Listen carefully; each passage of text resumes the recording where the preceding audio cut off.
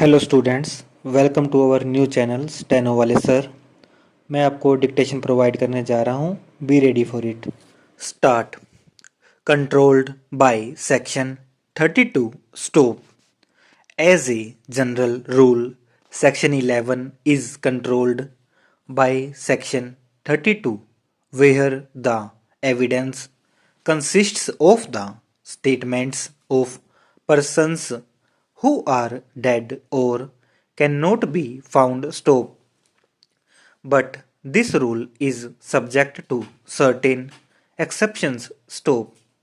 The test whether the statement of that person who is dead or cannot be found is relevant under section 11, though not admissible under section 32, is that it is admissible under section 11 when it is altogether immaterial whether what the dead man said was true or false, but highly material that he did say it. Stop.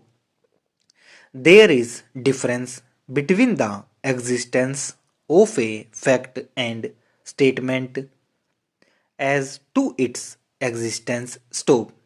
Section 11 makes admissible the exercise of facts and not the statements as to such existence unless the facts of making that statement is in itself a matter in issue. Stop.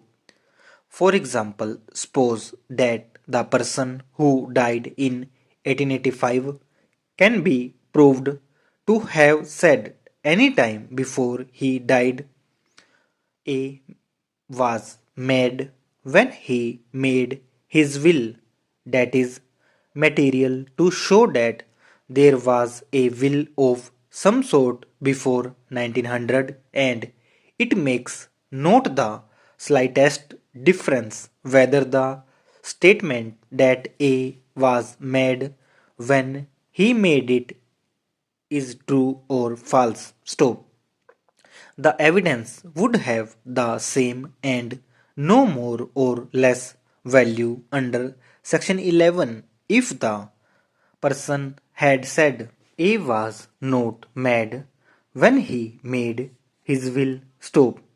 Where the fact that is relevant under section 11 is not that what a deceased person chose to predicate about a thing, but that he mentioned it at all, whether what he predicated of it were true or false.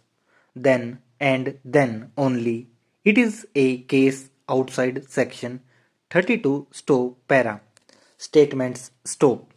From the wording of this section, it seems that facts not relevant under any of the section in the chapter of relevancy of facts, section 6 to 10 and 12 to 55 are relevant under section 11. Stop.